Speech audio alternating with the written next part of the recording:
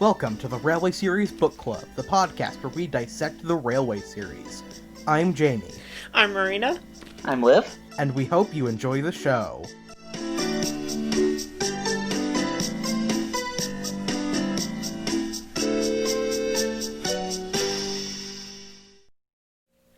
Hi everyone, my name is Marina, and today we're going to be taking a look at the quintessential Thomas the Tank Engine and Railway Series story, A Promise of Forever, a Sailor Moon x Sailor Mars fanfic. So I think it was very bold of Audrey to take the second book in this direction. I could have done without the embodiment of chaos that's literally a sentient being possessing past Mars after she died, but Shut up! Welcome to the Railway Series Book Club, where we make the mistake of letting Mari read the books. I think something's wrong with your edition of the complete collection. So this is the thing. Mari actually, in a sleepwalking state, actually went to her copy of the complete collection and completely rewrote the entirety of the Thomas the Tank Engine segment. I just Sailor Moon fanfiction. I just printed out a fanfiction and taped it over the pages. I don't know why I did it. I could have just gotten a binder. It would have been a lot easier. Well, points for originality. There's,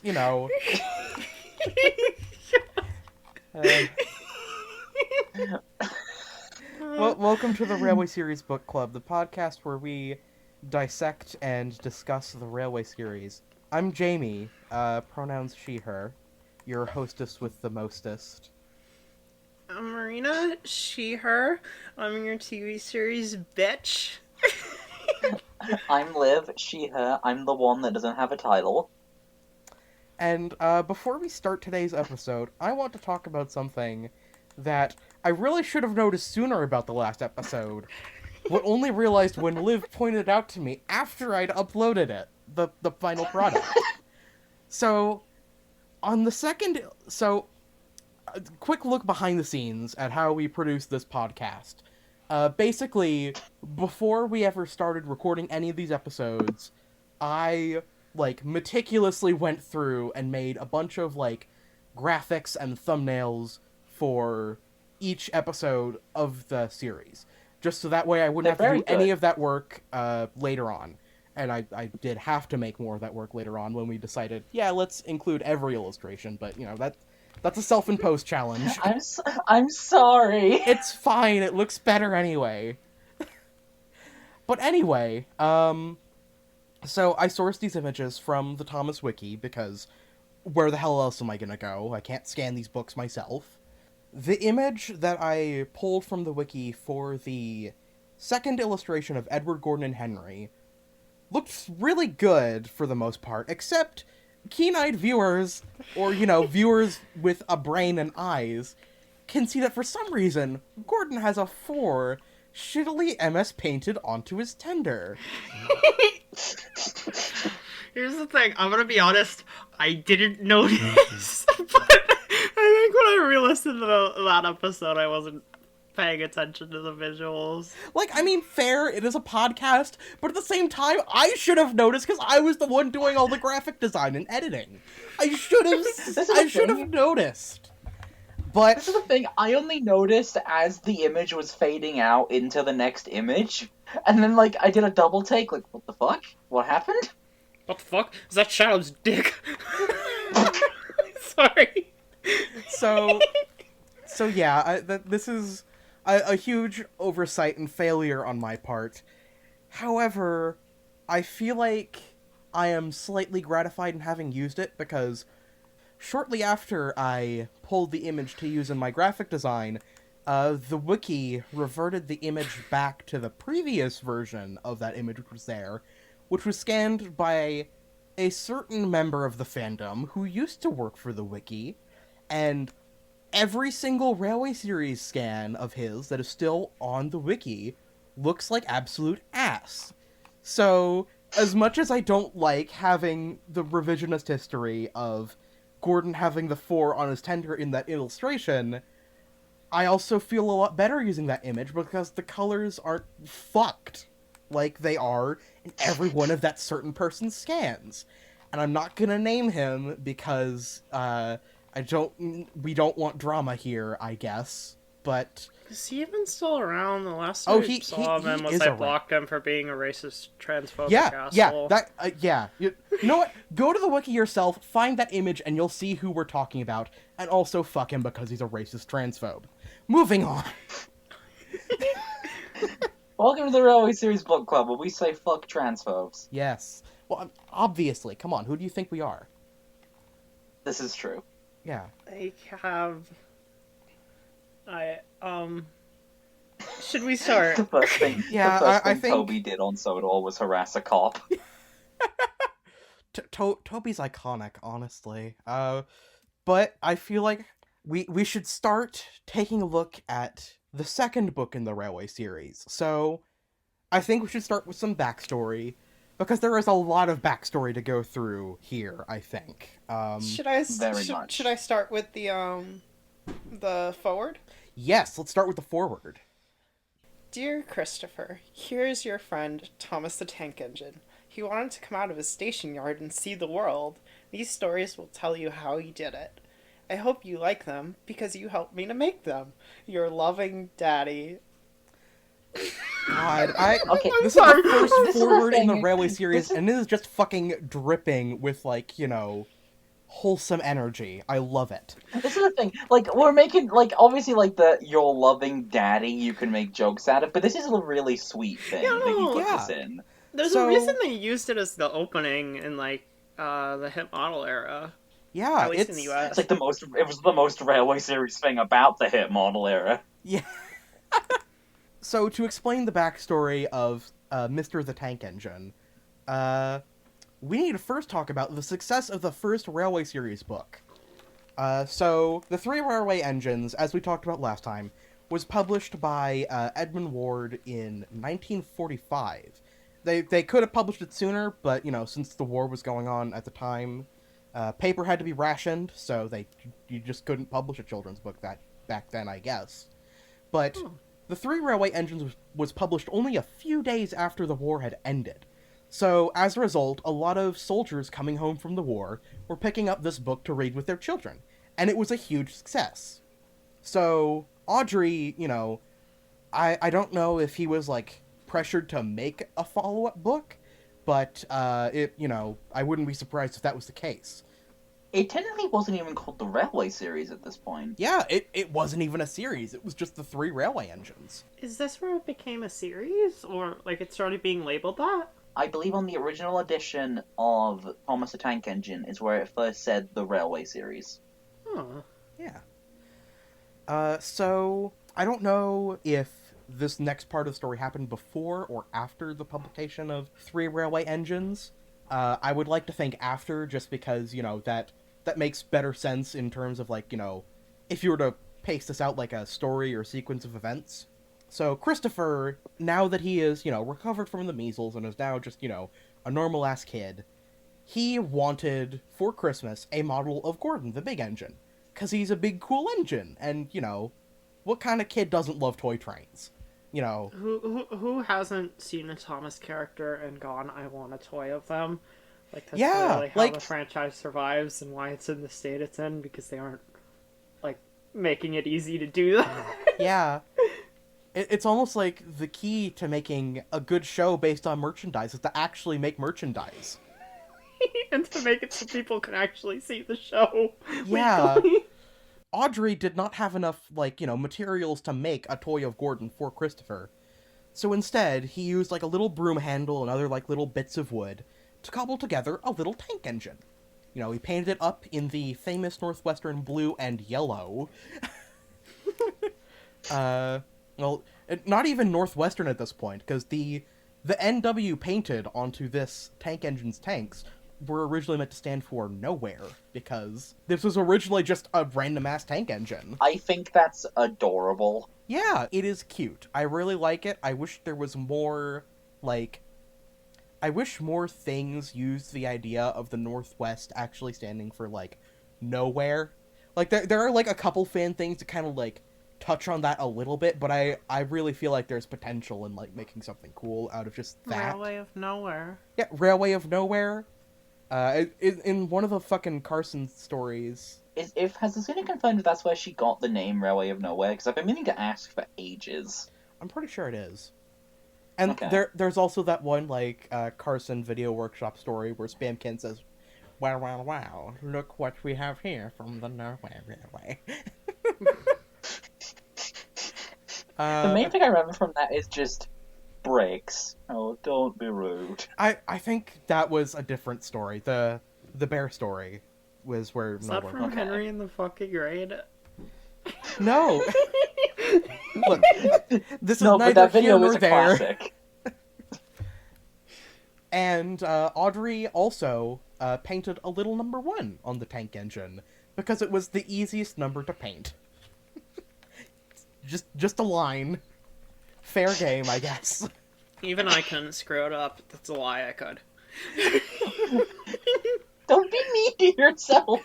Liv, you've seen my attempts at painting stuff, and we're not going to get into that on this podcast. Maybe when we get to small railway engines. So, when Christopher was presented with the toy, he loved it, and he named it Thomas. And soon after, he began pestering his father to make stories about Thomas. So, naturally, Audrey needed a sequel to his hit book. He had just come up with a brand new character accidentally by giving his kid a toy. You know, this is a very obvious path forward. And this is a random thing. I don't remember where it was, but I've seen a clip of Christopher talking about how he got Thomas, and he says, I think it was he was talking about what Wilbert said, and he's like, okay, I can write stories about your engine, but we need to give it a name. And then he's like, oh, why don't you name it Thomas the Tank Engine? Aww. I think that might have been the 70th anniversary video they did. That sounds about right. Oh. So, I like that. I really need to rewatch the, 70th anniversary documentary. It's... it's really cool, even if there is one jackass in there. Remember when they cared? I think that was the first time we got a lot of clips of Lost Treasure, too. Yeah, it was. It was the first time we heard we'll make a team together. God, I remember when it came out, I tried to, upload the audio clip of that, but, to YouTube in order to get, YouTube clout, but then, it didn't work, so it wouldn't work as just the audio file, so I played just a bunch of, random Trackmaster clips that I'd filmed over it, and, nobody looked at it, so... Aww. Welcome to the Railway Series Book Club, where Jamie brings up repressed memories about her failed YouTube channel. The war, yeah. So now that we have the background of this character set up, I feel like it might be a good time to actually launch ourselves into the story of this little blue pest right now. I think so too. Yeah, and Mari is going to be reading the stories in this book, Yes. because we're all going to be taking turns for each book, because that's fun. And if we do it this way, I get Stepney, which I'm very happy about. It coincidentally lined up that we get a lot of our favorite books. I'm gonna get small railway engines, and I don't even know if I should talk about it, but I was really hoping that I get to read that one, just because I really want to just go fucking full ham on Mike yelling at the cow. He gets to say tit. Mark Morgan says tit for 10 hours. Alright, I'm sorry for derailing. Let's begin the story of Thomas and Gordon. Thomas was a tank engine who lived at a big station. He had 6 small wheels, a short stumpy funnel, a short stumpy boiler, and a short stumpy dome. He was a fussy little engine, always pulling coaches about. He pulled them to the station ready for the big engines to take out on long journeys. And when trains came in and the people had got out, he would pull the empty coaches away so that the big engines could go and rest. I really like this establishing dialogue. Same. It tells you everything you need to know about Thomas at this point in his life. Yeah, he's, this is something that, like, one of those little differences between the TV and Railway series versions, is that the island of Sodor is not mentioned in the Railway series version. And I assume they added it to the TV series because they made this the first episode, since it was, pushing more focus onto Thomas. But, I'm just thinking now, what is the first mention of Sodor? I don't know if it's mentioned in the 4th book, but I know during the writing of the 4th book, Tank Engine Thomas Again, is when Audrey started to really, build out the world of Thomas. He came up with the idea of Sodor after visiting the Isle of Man, and then he mapped out Thomas's branch line while working on the stories in that book. Because, part of the story revolved around, a race. So Audrey had to, know what obstacles each, character was facing. Let's have a race, have a race, have a race. Yeah. Yeah, I like this introduction, too. Yeah. Also, this piece of art right here is quite obviously the basis that Thomas used from, 1984 all the way up until this year. Yeah. Yeah. If I may Thomas's talk about that design real is quick, cute. actually, we should probably talk about how this book has a new illustrator. It does. Yeah, so, obviously, as we talked about in the last book, the 3 Railway Engine's original illustrations were kinda shit, Audrey didn't like them, and the guy who made them, William Middleton, also did not like the books or the art, so naturally they parted ways. So, for this book, a new illustrator named Reginald Payne was brought on board, and he is a vast improvement. Just objectively. I love his style. The Middleton style, it can be done well, I guess. Between the recording of last episode and this one, I have seen some, fan art of people reinterpreting the later Railway series stories into the older style, and it does look kinda nice. But, I honestly feel like Payne's work is objectively just a step above what Middleton does. It is. And the interesting thing is, when they were re-illustrating Free Railway Engines and this book under the next illustrator, which is, Dalby, he kind of hardly changed anything about this one. Yeah, the illustrations were really solid.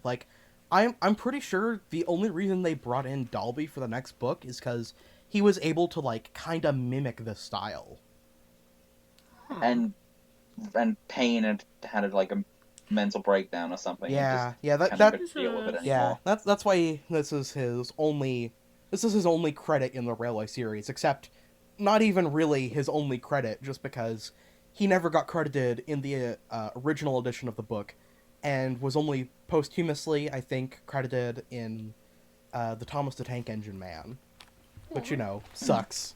But I feel like his work... It's a shame, because, he laid down what is the groundwork for, at the very least, Thomas and Gordon. Yeah, he laid down the basics for the entire art style, which we'll talk about in a second, because I have...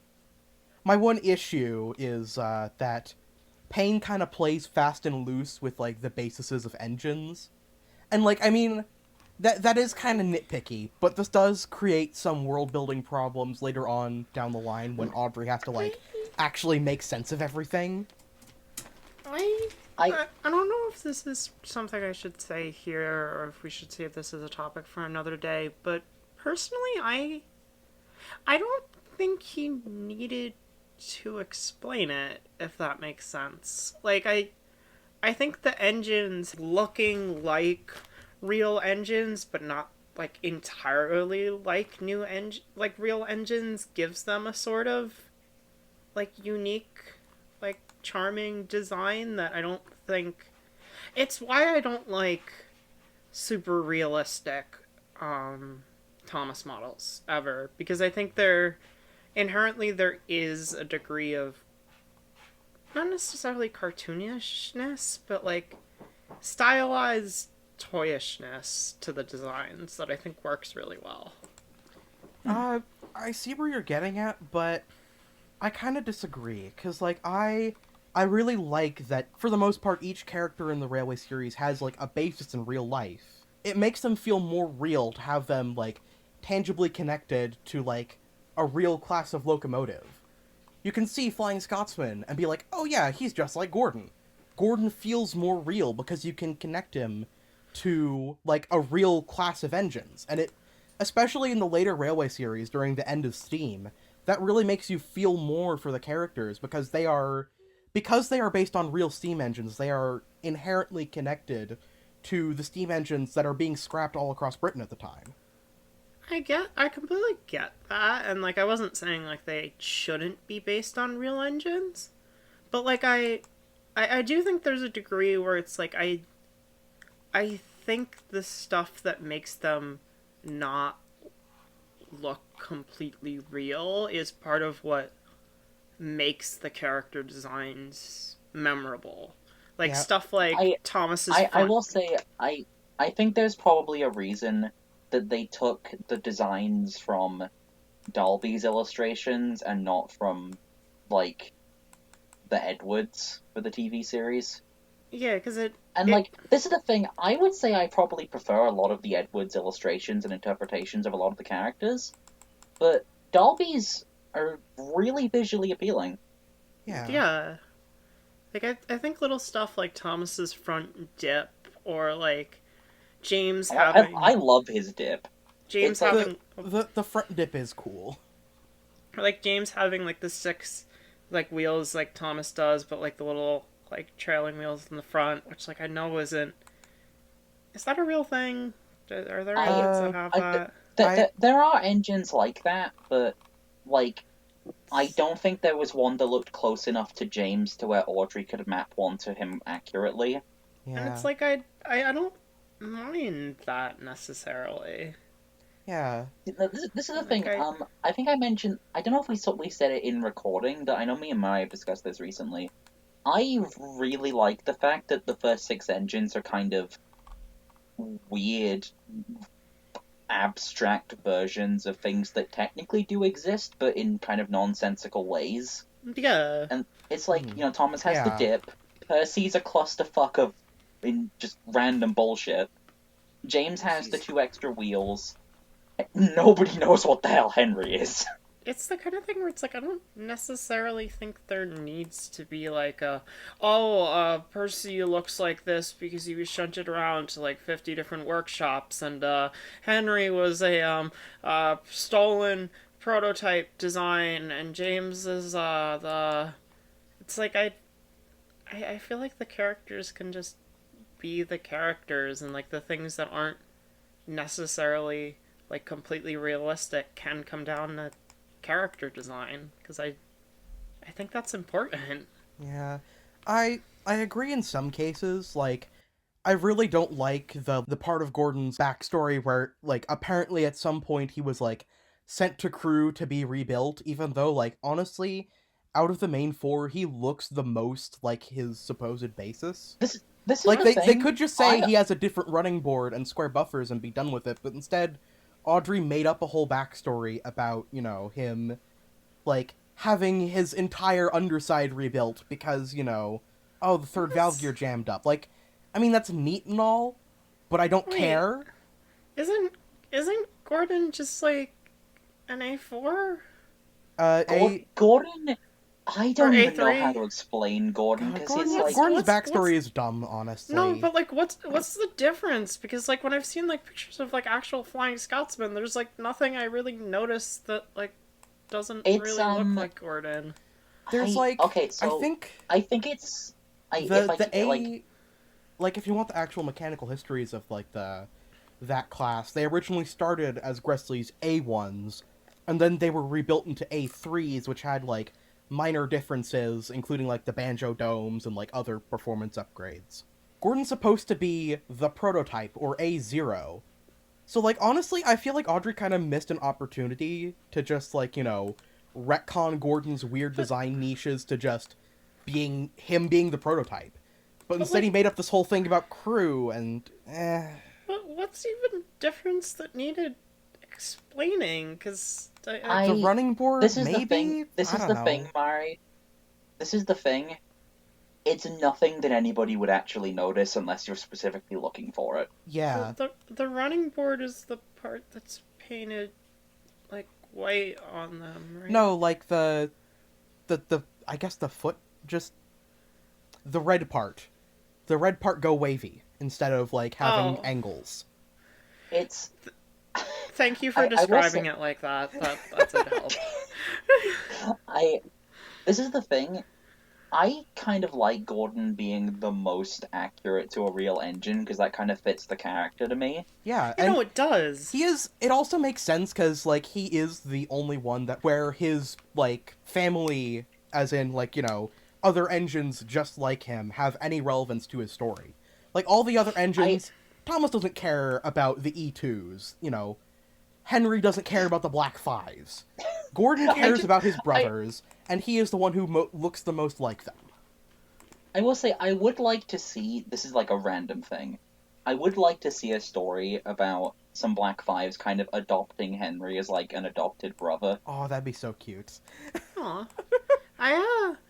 This is, like, kind of related, slightly different, like, context, but I think, like, with Gordon, when they did the season 22 redesigns, which, like, He was one of the only ones I think that look really good. because it's like, I think, like, if you take someone like Thomas or Percy or Bertie and, like, try and make them, like, hyper realistic and stuff, or It just doesn't plaster work. them yeah, because, like, there needs to be an element of cartooniness in their designs, whereas, like, I think Gordon, like, with, like, the, like, actually, like, the more detailed, like, handrails and, like, rivets and all that, like, he looks good, and it fits his character, like you were saying.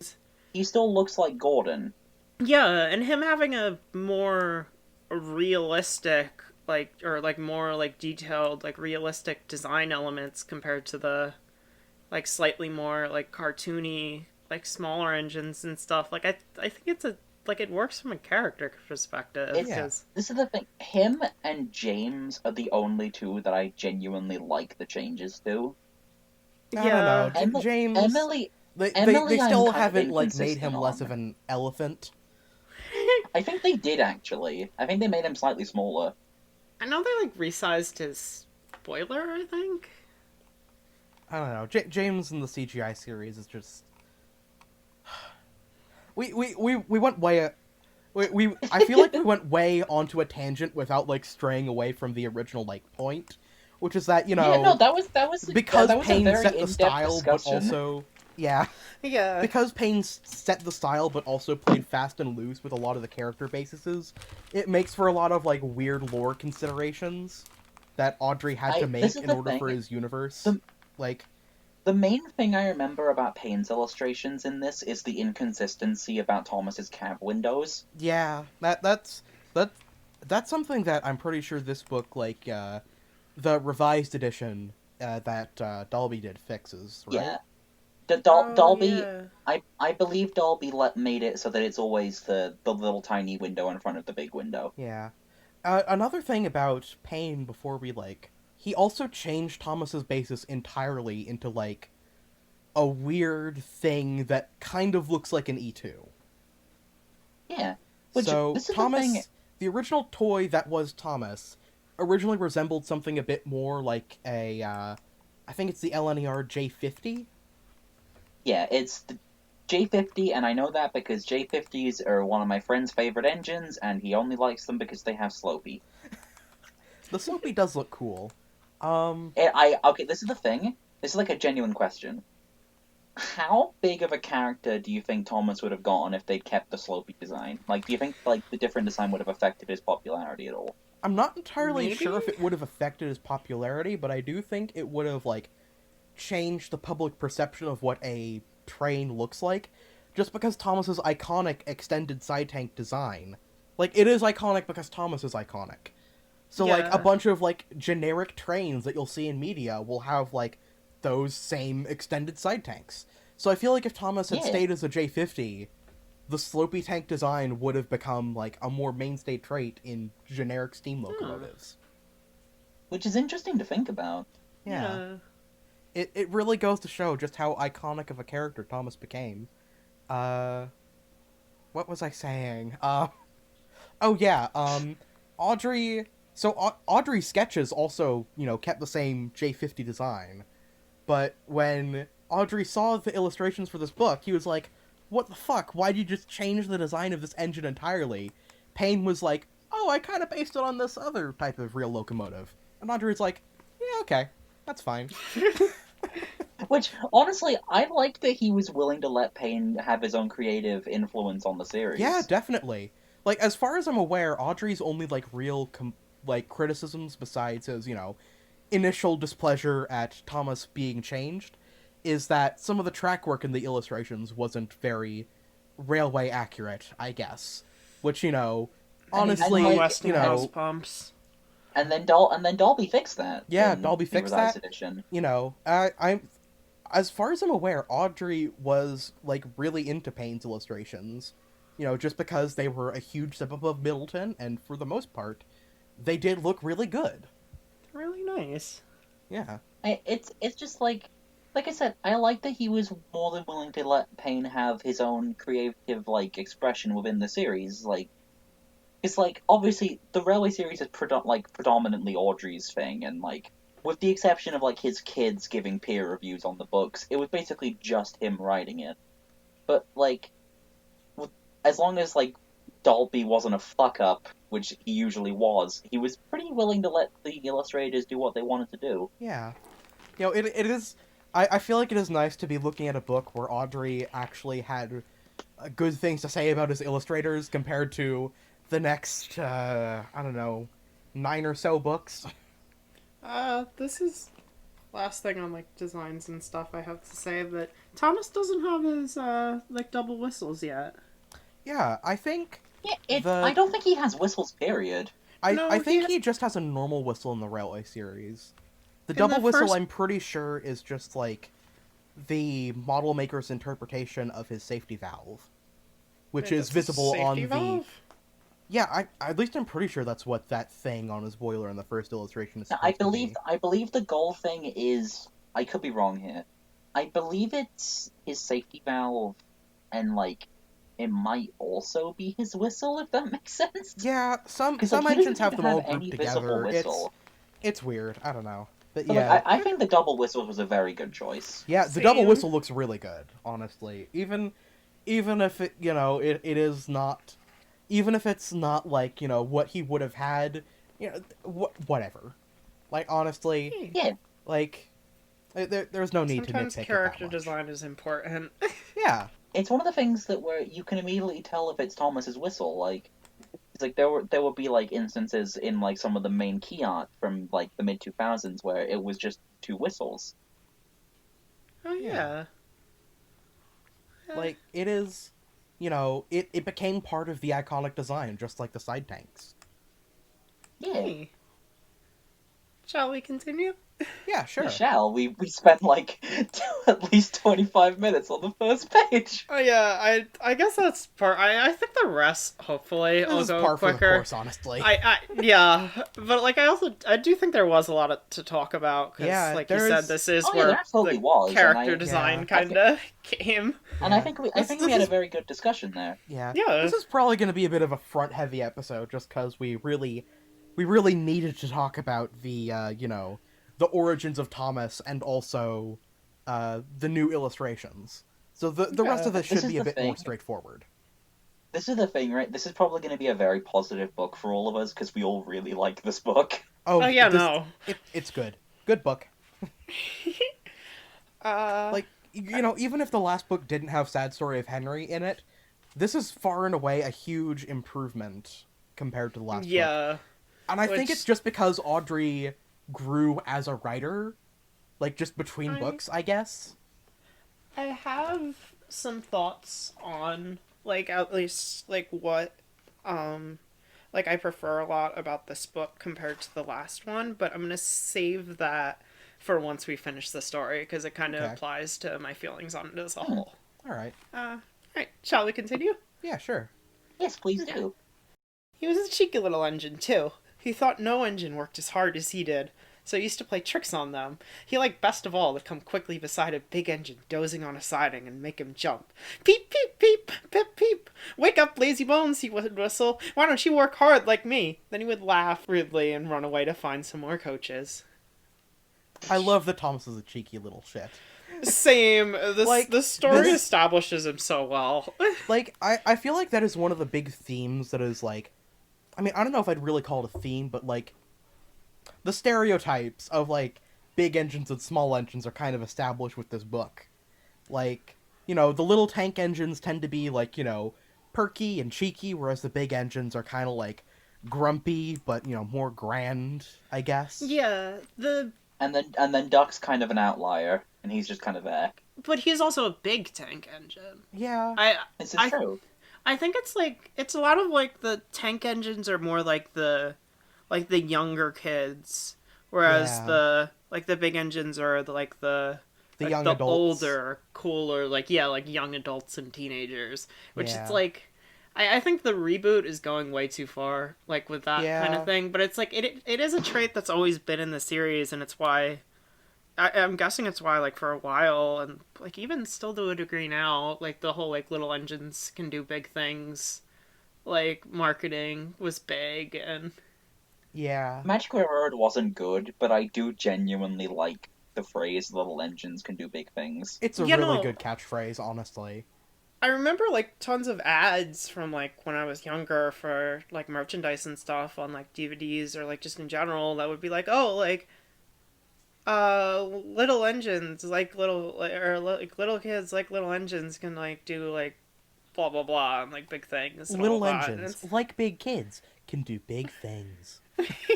I think that was in, like, a Wooden Railway DVD commercial. Yeah, it was a Wooden Railway DVD commercial, and I think I first saw it on my New Friends for Thomas DVD. This is, like, a tangent, but, yeah. I really love the, like, old, like, late VHS, early DVD era of, like, Thomas, like, DVD ads.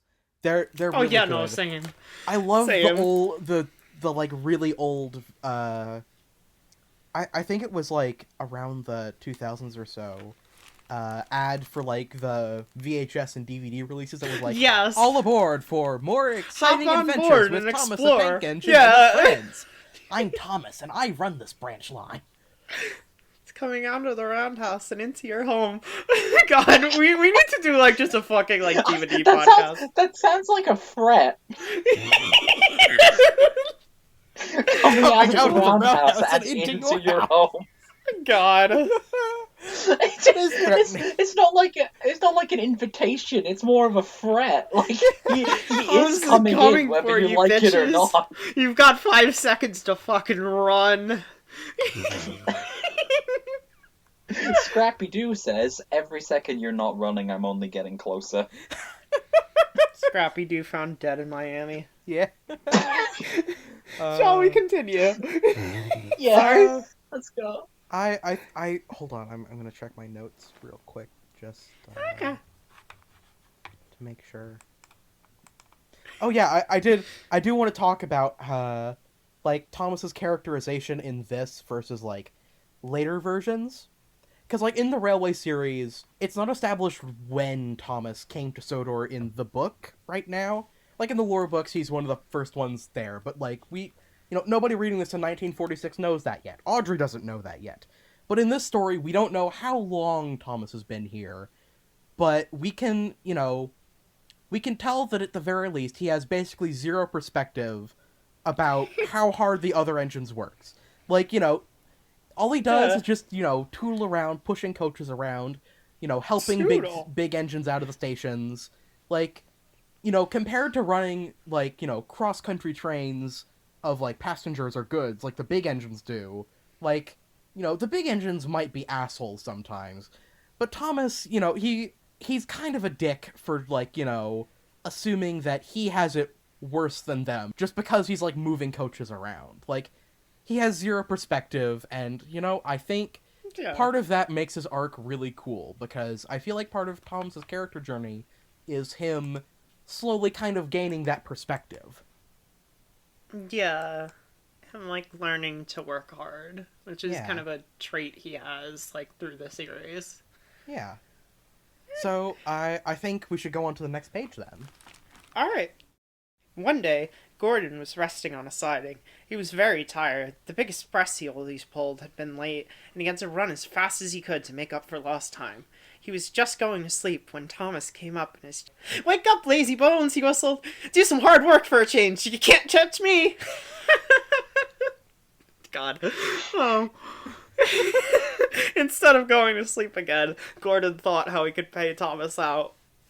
I really like how this story, like, basically immediately starts... Well, not immediately, because this is, like, the third page out of, you know, how many ever. But I really like that this story, and the rest of the book, goes out of its way to establish that Thomas exists on the same railway with the engines in the last story. And I think this is trying to directly avoid the situation that he kind of sort of created with Sad Story of Henry, where because the engines weren't originally connected in those stories, it kind of made for, like, some weird continuity when they tried to bring over the macabre Sad Story of Henry into the same kind of story as the other two stories, and created for some, like, early installment weirdness.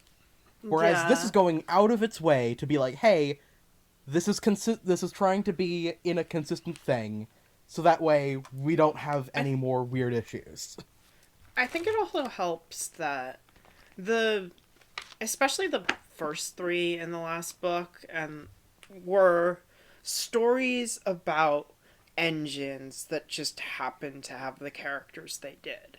Like, it feels like the story was first, and then how the characters fit in was second. Because it's like Edward's Day Out, which is like Edward's debut. Like, you could really replace Edward and, like, nothing in the story would change. Gordon and Edward is definitely the most, like, character-driven one, but it was, like Audrey said, it was, like, based on, like, what he would imagine, like, with trains and stuff. And Henry, as I've mentioned, is just kind of a one-note dick in Sad Story of Henry. Whereas, like, this is, like, explicitly, it's setting up Thomas as a character, and it's about a dynamic between him and an established character. Which, like... And every story is like this. Like, in the first story, he interacts with Gordon. In the next story, he, like, kind of interacts with Henry, except not really, because he basically just kind of exists for, like, one line. Well, he still sets up the plot. Yeah, he's important, but, like, he's not really important in terms of his character interactions. And then there's Thomas and the Trucks. He interacts with Edward. And, like, not only do these help to establish Thomas's dynamic with these characters and flesh out Thomas's personality, but they also kind of help to flesh out the personalities of the other engines. Yeah. Like, I wanted to talk about this on the last page, but I think I really want to talk about this now. This is the first time Gordon is in the right.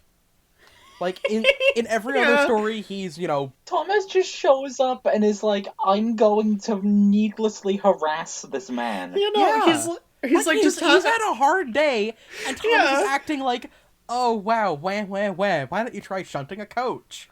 And it's like, you really can't blame Gordon for wanting to, like, you know, have some kind of catharsis against the little shit. You know, he's and justified. I also there's another reason as to why Gordon is okay in wanting to break Thomas's neck.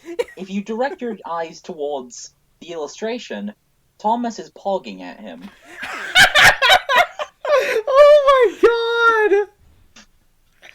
God, every time I see this illustration, every time I see this illustration, I think of this one, like, cropped Thomas meme where it, like, I don't know what the original context was, but it's cropped to just the Thomas face with the text Avengers Endgame under it.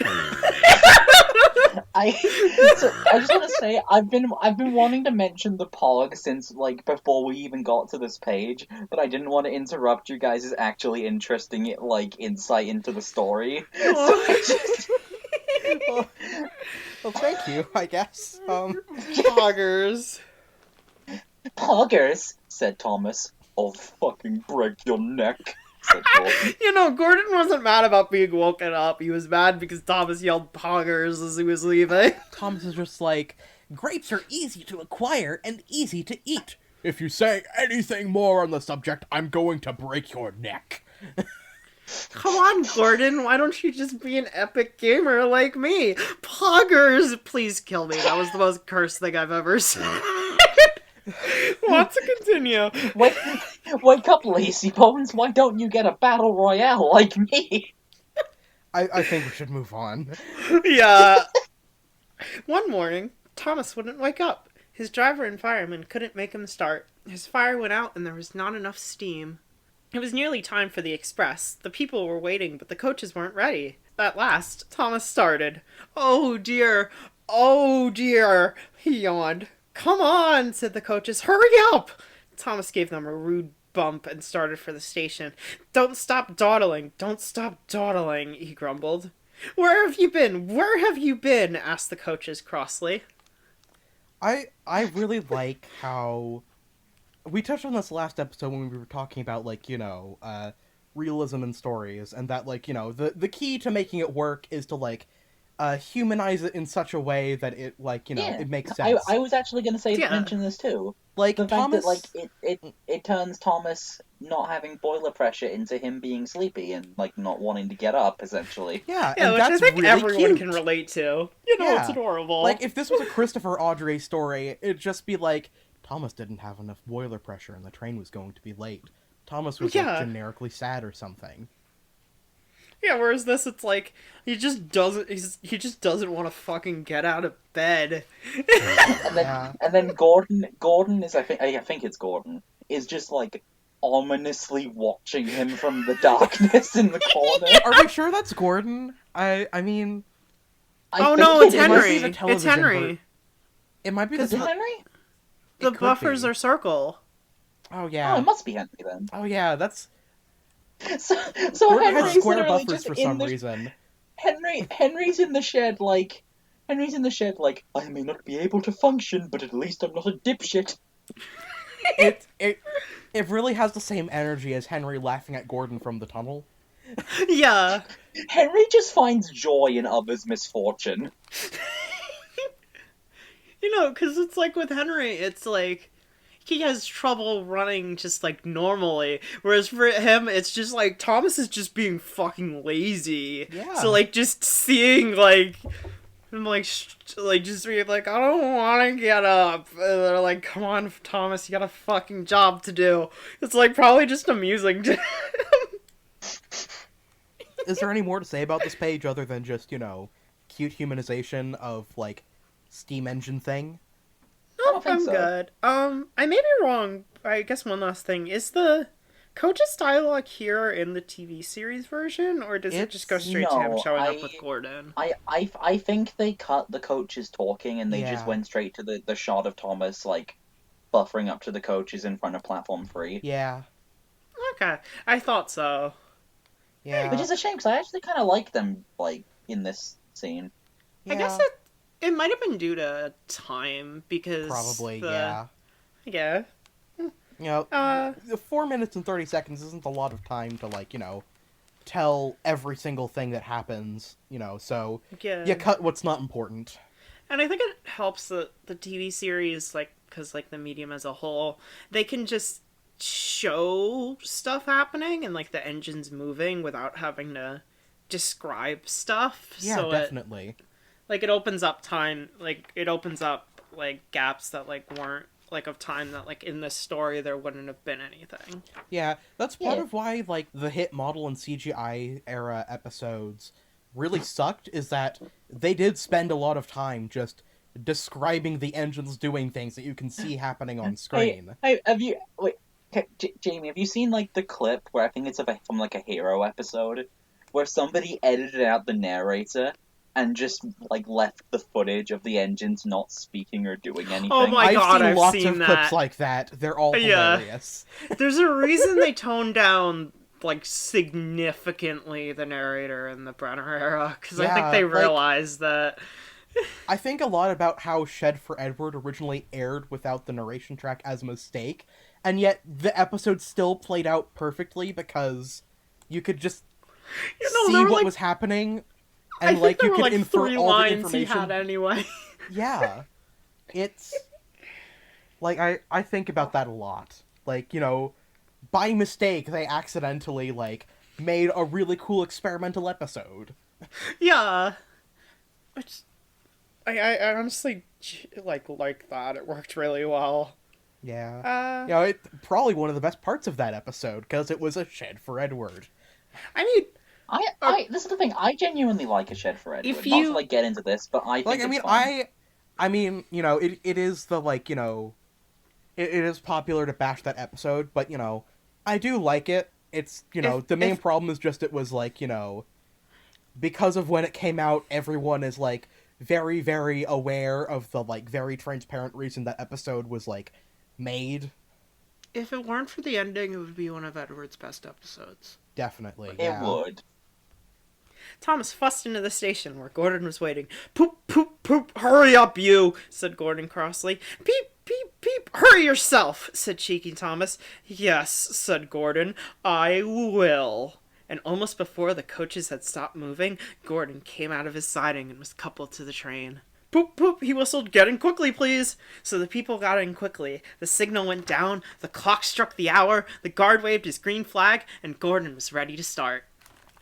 I feel like this page, like, you don't really get this in either the TV or Adventure Begins version, but, like, because of Gordon's action, this page kind of has a bit of an ominous aura to it. Yeah, I do Yes, like how it's. said Gordon. I will. I Yeah.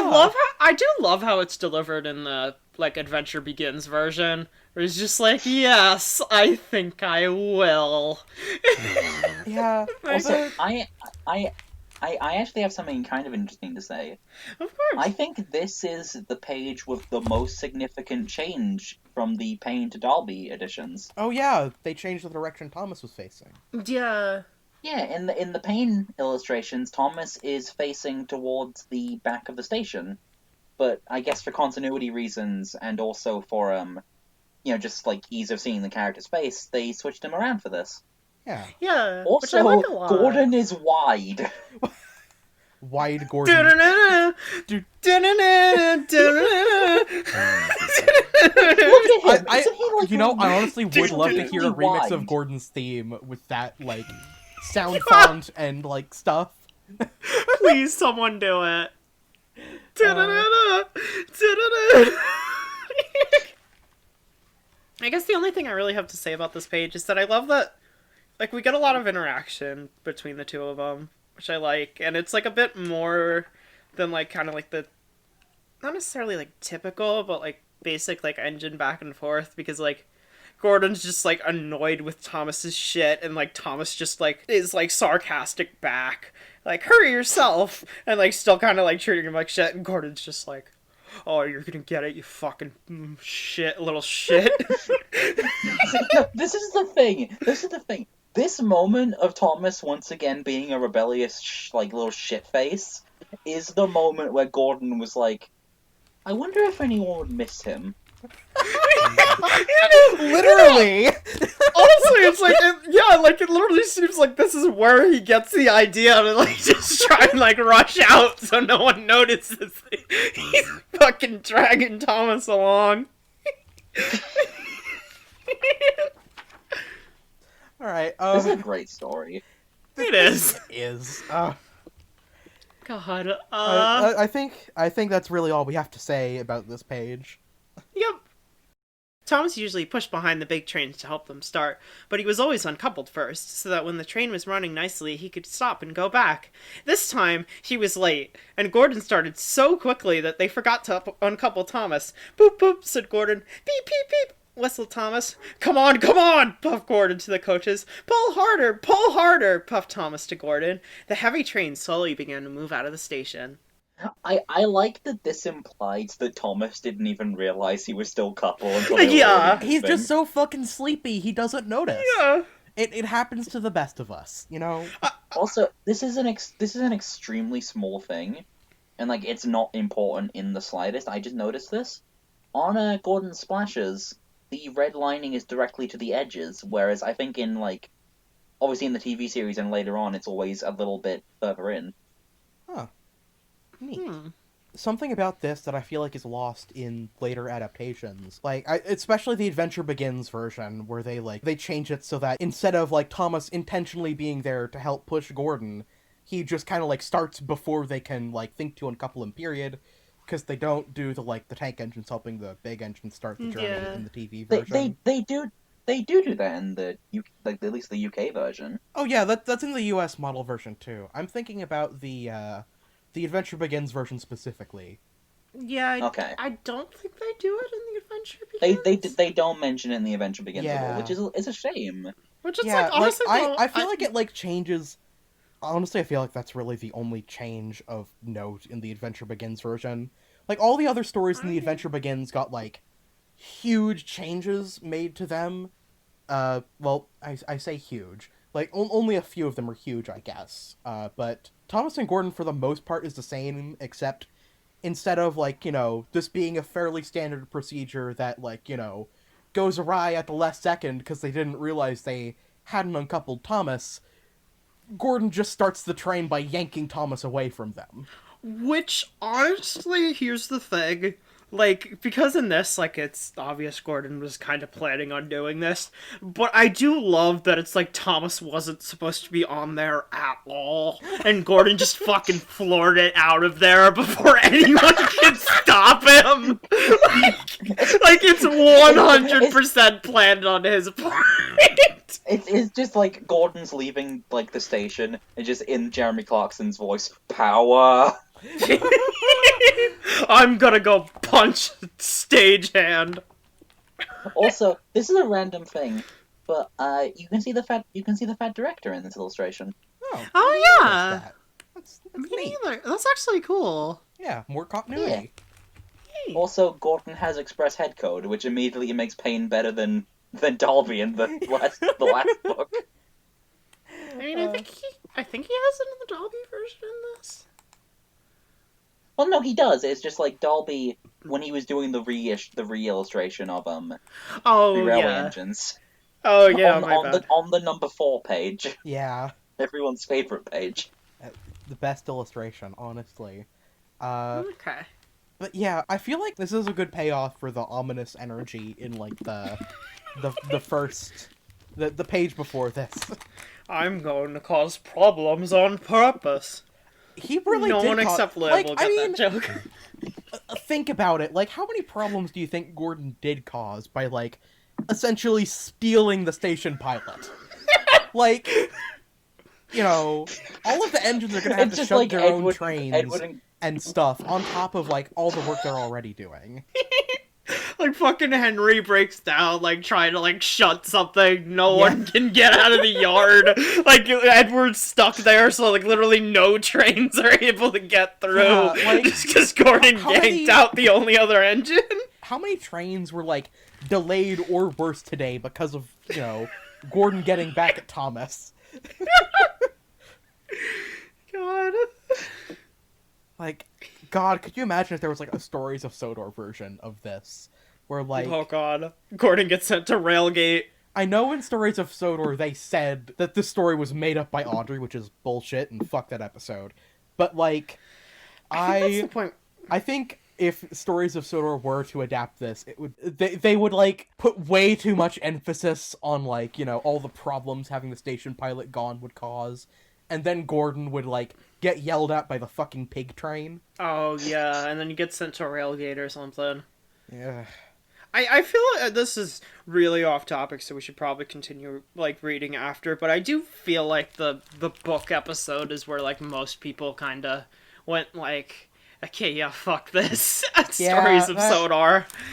Yeah, there's some interesting ideas in that series, but I feel like at that episode, it got really fucking pretentious and terrible.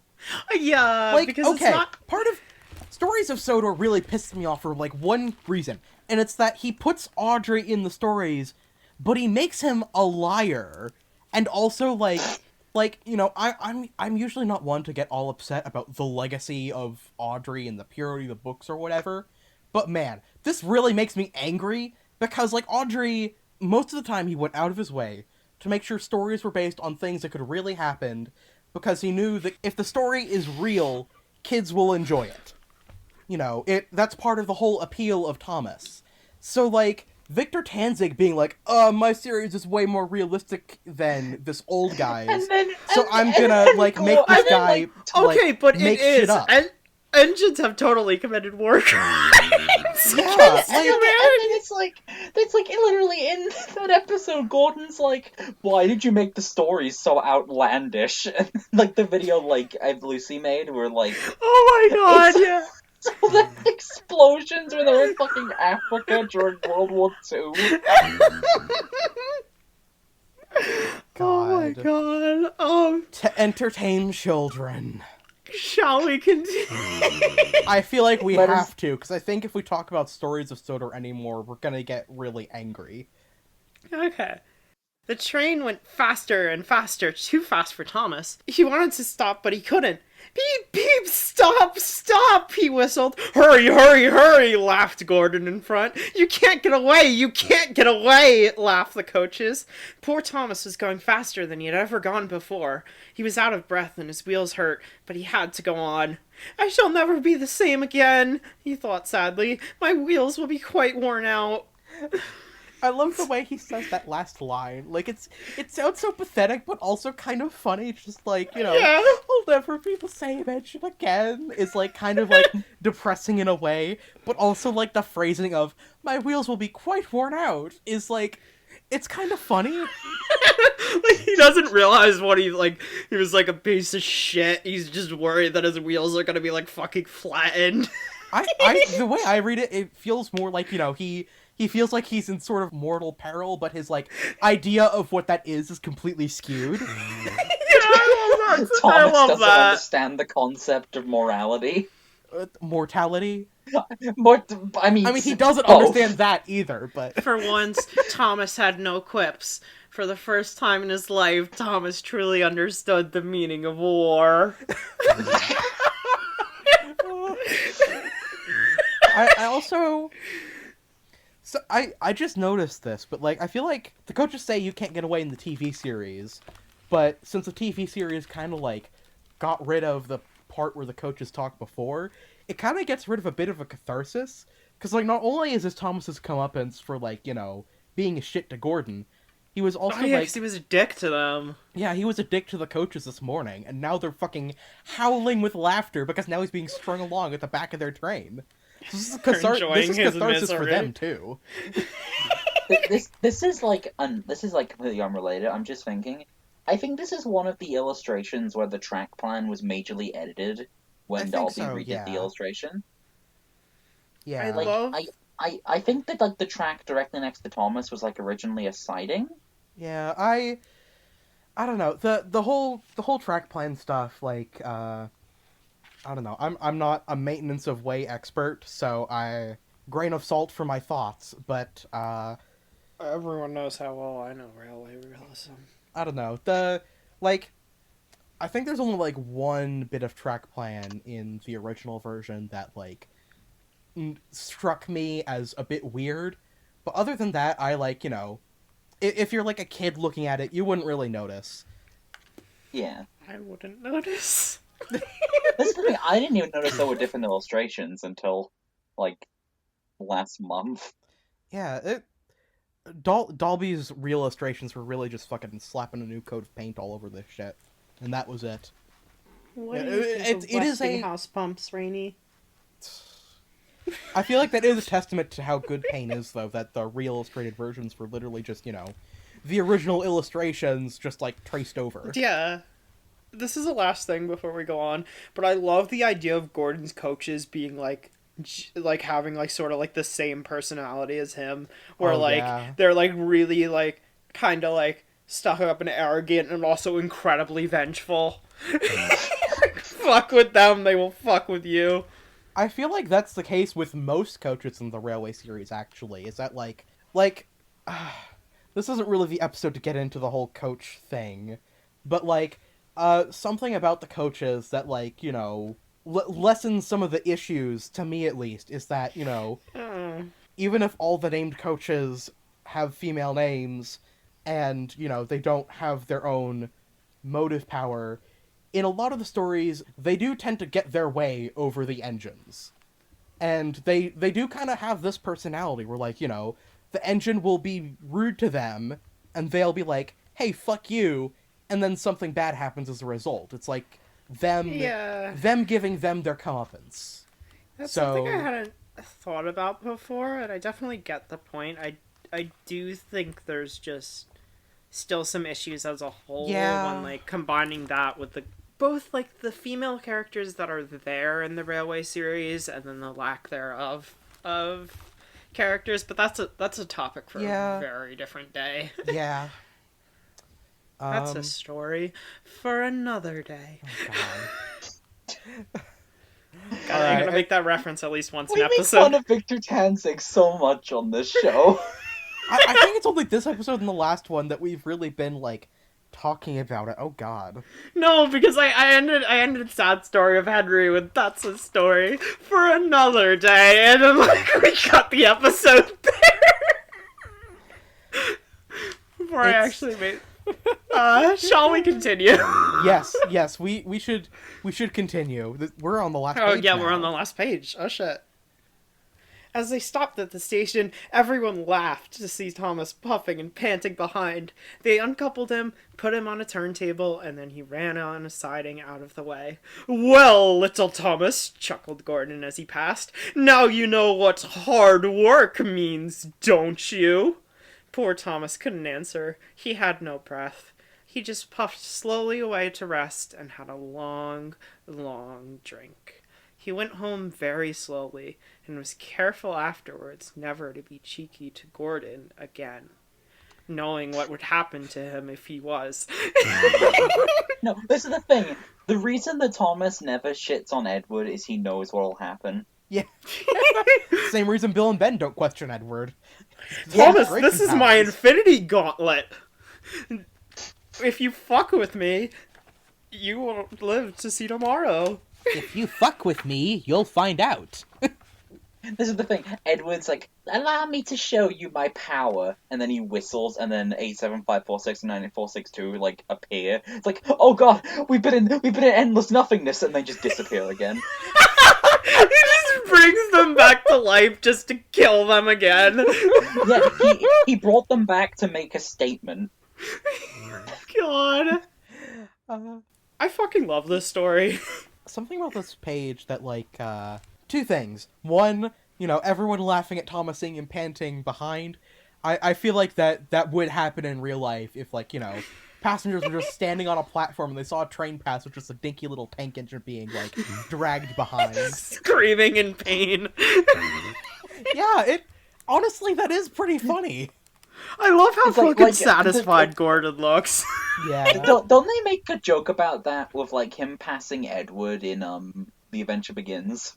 Yeah, no, he passes Edward on their way to the station, and, Thomas, calls out to him, and Edward's just like, what? Yeah. I love that. I do say I love the idea that the ridiculous crashes on Sodor only started the day that Thomas arrived. Yeah, there hadn't been one before it. The first one we see is after Thomas has arrived. Thomas is just the fucking, bringer of disaster. I mean, does that not fit his character? That Thomas just inherently causes chaos around him? That's something totally half of the time he's the one to fix, and he also caused, directly. The other thing that I think is funny about this page is, he was careful afterwards never to be cheeky to Gordon again. I'm sure that character development will stick through the next few books.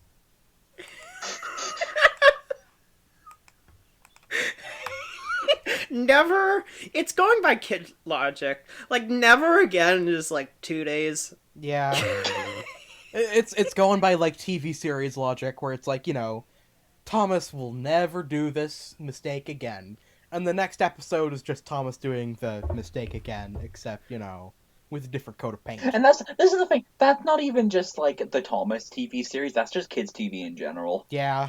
I mean, to be fair with Thomas, like, I think it's just kind of one of his traits at this point that he just fucks up and makes a lot of the same fuck-ups. He never Like, fucking in general. learns in the TV series. Like, Mari, yeah.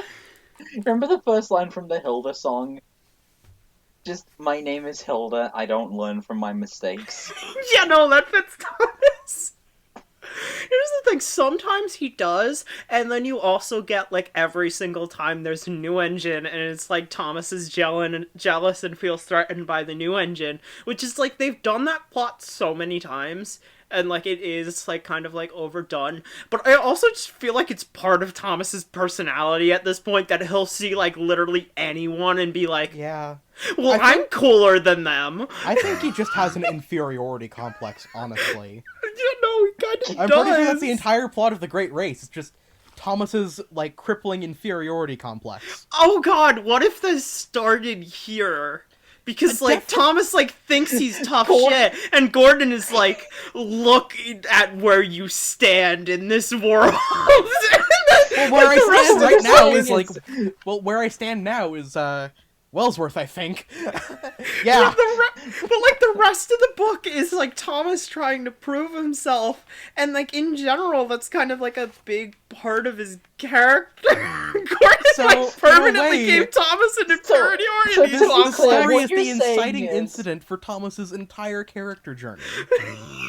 So what you're saying is, Gordon destroyed him so mercilessly and absolutely that Thomas developed an inferiority complex that stayed with him for the rest of his life. Oh god, this sounds like an edgy, like, fan theory, but I hate that it kind of makes sense. Honestly, I feel like now that we've, like, stumbled upon this amazing discovery, I think it makes it very fitting that, like, they decided to make this the first episode of the TV series.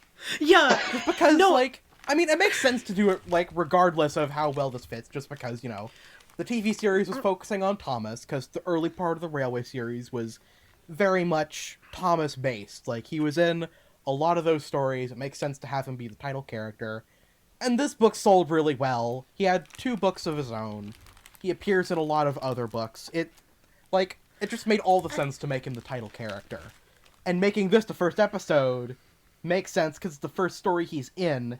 And, like, now that we have stumbled upon the fact that this is, like, that this is the inciting incident for his whole character arc. Yeah. And, this like, is the perfect first episode. Just kind of his character in general, too, because, like, Gordon's whole thing is that he won't, I'm probably repeating myself, but, like, he wants to teach him that he's not tough shit. And, like, a lot of Thomas after this, like, he said, is, like, proving himself. It really is perfect.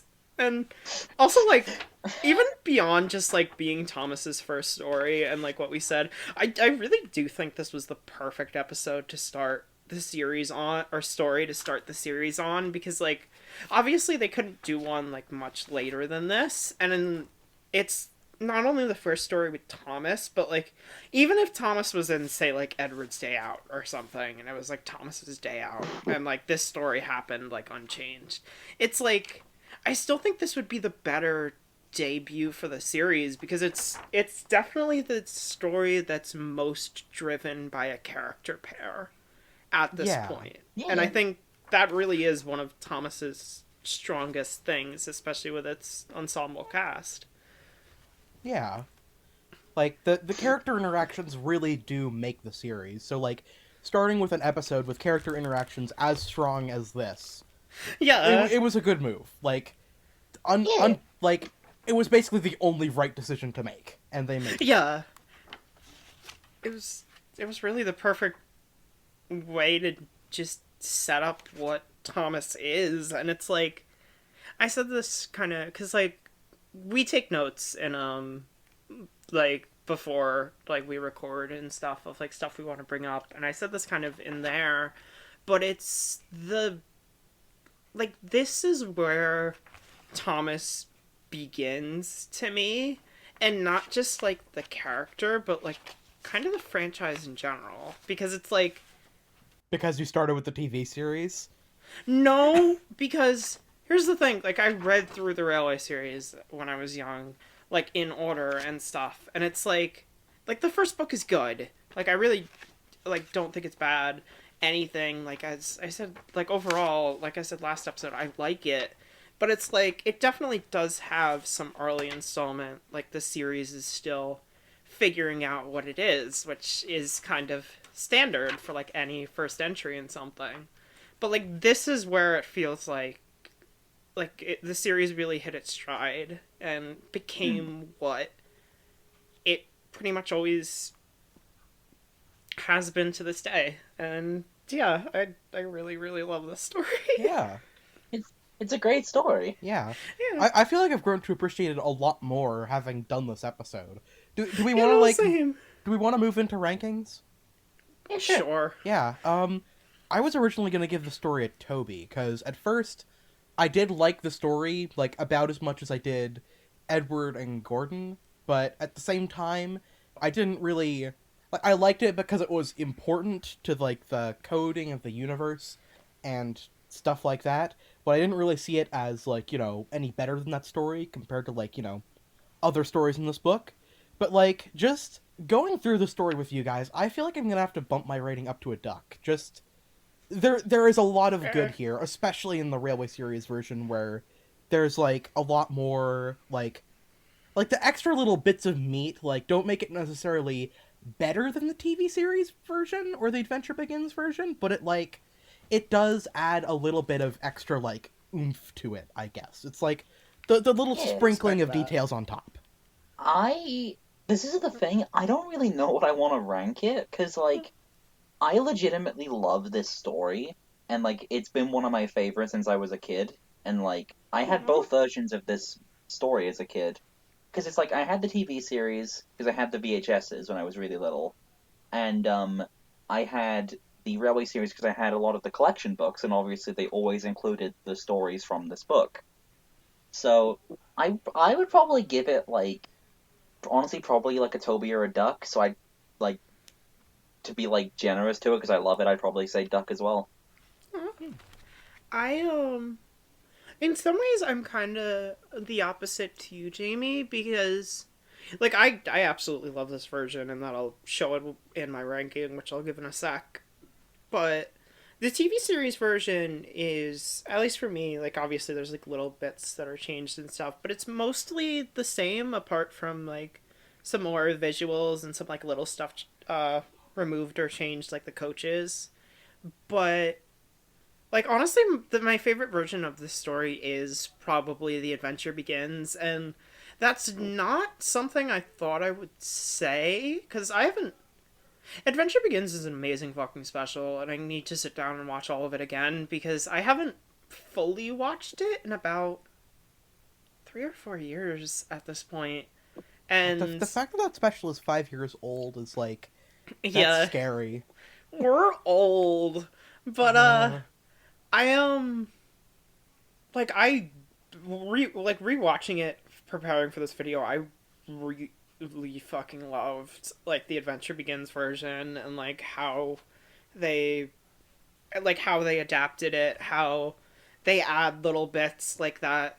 Like this story is kind of told throughout like the first half or so of the special, and it's like you see Thomas and Gordon like meeting for the first time, and like Thomas having like at that point like a bit of an inferiority complex because it's like one of his first like things he says to like Edward and James is like, I'm not little, and Edward's like, no, of course you're not, just and then like Gordon shows up and is like, yes you are, you little piece of shit, and well, like Thomas You little gets bitch, baby. like just enjoying like fucking with him, and then like Gordon like puts him in his place kinda, and it's just like the interactions are really fun. I love like I can't quote it exactly, but I know there's a lot of dialogue like between them, like during it, and there's like the little bit where like Thomas like yells for Edward when he goes past, and Edward's just like, "Wait, what the fuck is going on?" And it's like it's really fun, and it's like I think it's completely subjective which version of the three we have, like this, the TV series, and the Adventure Begins version. But I do like it is, and this is kind of something I've said a lot in the um series up to this point, and like I don't mean it to like be like a complaining thing, but it's I do think there's a lot of merit in a series taking new adaptions of the same material, taking like different roots and styles to a series while still like staying true to it, obviously, like not doing Thomas like can choose whether or not he backflips over a minecart. Um is Why does that come up every episode? Because it's funny. it's pretty much but like honestly for me it's also the pretty much the perfect description of just like how stupid far not only the reboot's going, but like how not to make an official Thomas product, because it's like I agree with the idea of and like this is a I don't know how much of a hot take this is, but like I agree with the idea of like removing like drivers and firemen's and just making it like explicit that it's the engines making their own choices. But like the fact the example they used was because like Liv and I read this article together We did when it and came out, It and was pain. I literally like burst out laughing when I read that, because it's like, yeah, no, oh my god, like you probably could have had me with this section if they did it right. Like it could have been like the one change I was like, this is like not something I dislike, and they did it in the worst way possible. But I'm rambling, but it's like I think in general, like having different styles for the series and everything is a very good thing, and it's why like a story like this, it's like this and like The Adventure Begins are very different takes on it, but it's I don't really think anyone can say one is objectively better than the other, because they're both different. They both have their own merits, and they both like do it really well and have a really fun story. And I think that's why I say a lot of the time that like the Railway series isn't objectively the best version of the franchise, because like it's not even just because like I was raised mainly on the TV series. Like there's a reason I call myself the TV series bitch at the start of every episode, but it's like I don't think you can say that like, oh, the Railway series is the best version of the franchise objectively, and we should stick as closely to it as possible literally all the time. Yeah, because there's like there are elements from the newer versions of the series that are good and should be taken into account. Like, you know, having Annie and Clarabelle be actual characters, or, you know, what have you. Like taking advantage of the fact that like the Brenner era does focus a lot more on like character dialogue and stuff, and like taking a story like this that is already like very character pair driven and like adding like little more bits to it like that. And I like it. This is a long way I've been saying though. Honestly, like if this was the Adventure Begins version, I literally have my notes. As a whole, I would say my favorite take is absolutely the Adventure Begins version. Parenthesis, it's so in caps fucking good. But for this, Is that your ranking? So fucking good? For the Adventure Begins version. For this, like honestly that I would give it a Douglas, like no question. And ironically, I was gonna give this a Duck to start. I'm gonna bump it up to a Donald. This is legitimately my favorite story so far, and I really genuinely loved it. Well, awesome. We're one episode out of the Thomas free zone, and things have already fucking skyrocketed in terms of rankings. And it's also completely... No matter how much we have to say... There is a reason that Thomas is the most popular character. Yeah, no. There's a reason they chose him as the focus. He, you know, as much as a little shit as he is, and as much That's as he why does we suck love in the him. current day, in the genesis of the Railway series, he really does have some of the strongest stories. See, this is the thing. He's cheeky, and because of that, the Fat Controller scolds him, but loves him just the same. He's our favorite Our little favorite engine. little engine. Thomas Thomas is is his his name. Thomas the Tank Engine rolling along. Do, do, do, do. Do, do, do, do. All of his friends will be rolling along. Thomas, we love you. Can I just say, Thomas, we love you. I wasn't expecting like an episode where I have the highest ranking like of everyone, but I don't regret it. Yeah, the story deserves God. it. Like, honestly, going into this initially, I was expecting this, or either this or Thomas in the Trucks to be my lowest ranked story, which doesn't say much because this book is very consistent in terms of quality. But I am wondering now, like, how we will feel about the other stories in this book, because I personally feel like the other stories in this book are, like, just as good, if not better. Yeah, this whole Okay, this is the thing. I was gonna say, like, I think I would rank them in this order, but I don't even know how the fuck I would rank them, because I like them all so much. yeah, This no, is me a good neither. book.